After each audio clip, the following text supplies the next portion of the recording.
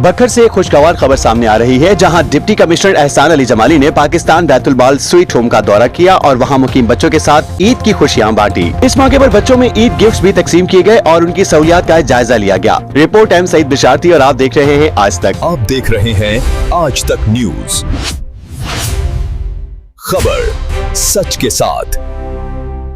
बखर में deputy commissioner एहसान अली जमाली ने पाकिस्तान बैतुल माल स्वीट होम का दौरा किया। जरा के मुताबिक डिप्टी कमिश्नर ने वहां मुकीम बच्चों से मुलाकात की और ईद की खुशियों में शरीक होते हुए बच्चों में ईद गिफ्ट तकसीम किए। दौरे के दौरान उन्होंने बच्चों के रिहायशी कमरों, खाने पीने के इंतजामात और दीगर बुनियादी सहूलियात का भी जायजा लिया।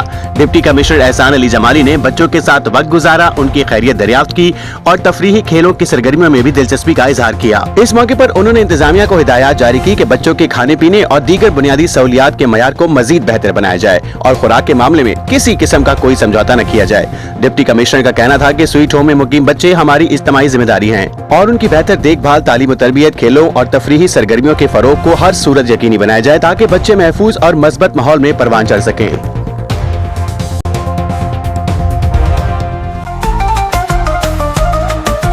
आज तक न्यूज, खबर सच के साथ।